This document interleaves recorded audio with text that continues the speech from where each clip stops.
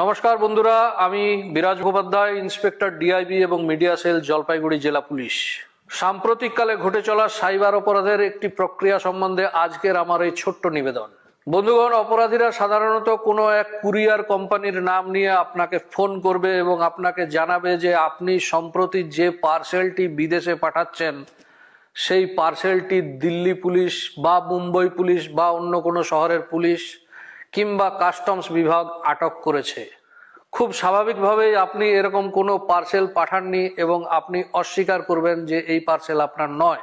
সেক্ষেত্রে আপনাকে জানানো হবে যে ওই পার্সেল পাঠানোর জন্য আপনার তথ্য, আপনার ডকুমেন্ট ব্যবহার করা হয়েছে এবং ওই পার্সেলের মধ্যে একাধিক পাসপোর্ট, একাধিক সিম, নিষিদ্ধ ড্রাগ, নিষিদ্ধ আগ্নেয়াস্ত্র ইত্যাদি আছে। এই কারণে পুলিশ এটি আটক করেছে। খুব স্বাভাবিকভাবেই আপনি সরল প্রকৃতির মানুষ হলে আপনি ভয় পেয়ে যাবেন এবং এর থেকে নিস্তার পেতে চাইবেন। সেই কুরিয়ার কোম্পানি এরপরে ফোন ট্রান্সফার করে দেবে অন্য কোনো ভেকধারী পুলিশ বা কাস্টমস বিভাগের অফিসারের সঙ্গে।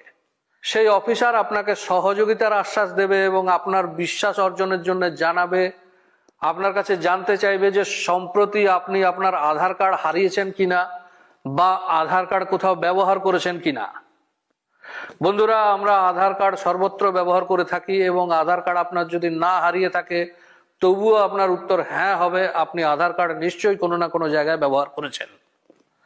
আপনার উত্তর যদি নাও হয়, তাও কিছু এসে যায় না, সেক্ষেত্রে আপনাকে জানানো হবে যে আপনার আধার কার্ডের তথ্য লিক হয়েছে বা হ্যাক হয়েছে। এখন এই বিষয়ে আপনার বিরুদ্ধে একটি মামলা হয়েছে এবং আপনাকে তার থেকে মুক্ত হতে চাইলে আপনাকে তদন্তে পূর্ণ সহযোগিতা করতে হবে। তদন্তে পূর্ণ সহযোগিতার আশ্বাস পেয়ে আপনাকে আপনার আর্থিক স্থিতি সম্পর্কে সম্যক জিজ্ঞাসাবাদ করবে। আপনার ধনরাশি কোথায় কিভাবে গচ্ছিত আছে, ব্যাংক অ্যাকাউন্ট, বিভিন্ন প্রকার পলিসি, সমস্ত কিছু সম্বন্ধে আপনাকে জিজ্ঞাসাবাদ করবে, খোঁজ খবর নেবে এবং তারা অবগত হবে যে আপনার মোট কত টাকা কোথায় কিভাবে আছে। এরপরে শুরু হবে আসল খেলা। তারা বলবে যে আপনার সমস্ত ধনরাশি তাদের দেওয়া একটি বিশেষ ব্যাংক অ্যাকাউন্টে ট্রান্সফার করার জন্যে।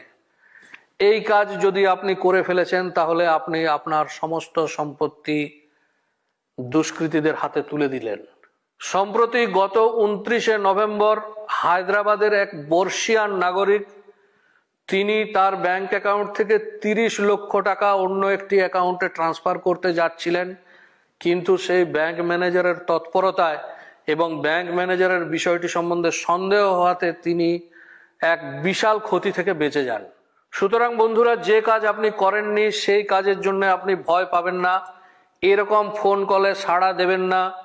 যে কোনো প্রয়োজনে জলপাইগুড়ি জেলা পুলিশের সঙ্গে যোগাযোগ করুন। জলপাইগুড়ি জেলা পুলিশ সর্বদাই আপনার সাহায্যের জন্য প্রস্তুত।